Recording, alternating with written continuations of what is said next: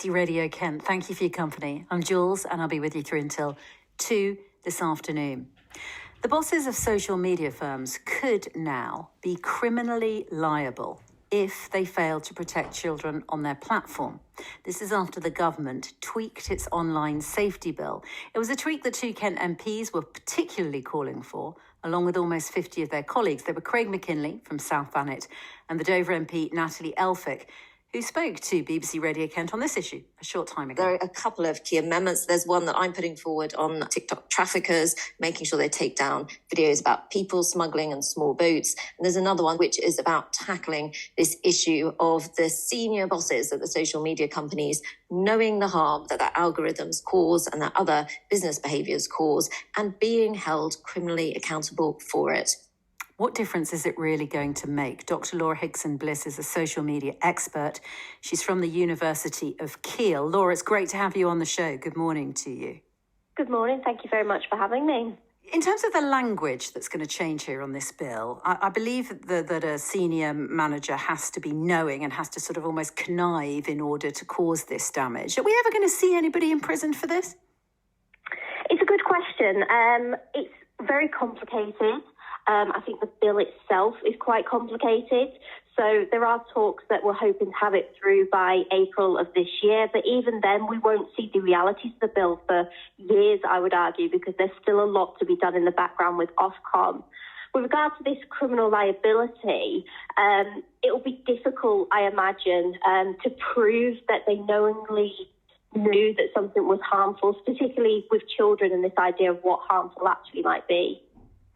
So let me ask you to explain for our listeners in the simplest terms what this bill really is all about. And let's go right back to the basics of what social media is all about. Do you mind taking it back that far for us? Yeah, that's fine.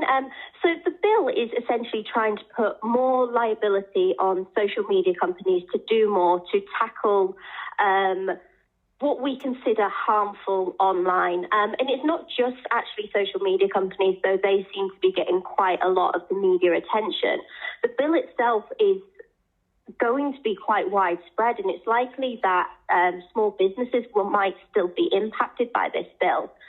And the idea is to put them under increasing pressure to remove content which is either illegal in the criminal law framework of the UK, or when it comes to children, to remove content that might be legal but is deemed harmful.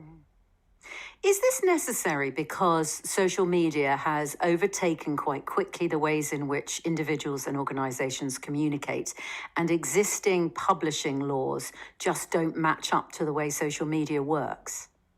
Yeah, absolutely. So up until very recently, it was very much that social media companies were just seen as hosts rather than publishers. And I think that rhetoric's now changed, where there are arguments, well, actually, they are more akin to a publisher, and therefore the law needs to try and keep pace with them.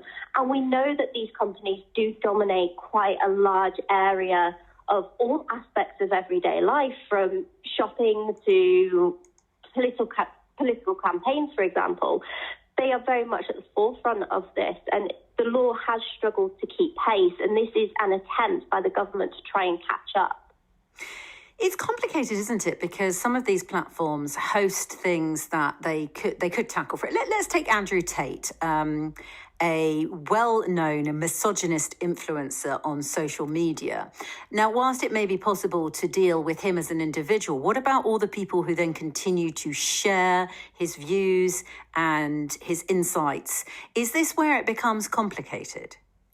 Yes, very much so. And we seem to be putting a lot of focus on the firms here and their responsibility. And absolutely, they do have responsibility and they need to be doing more.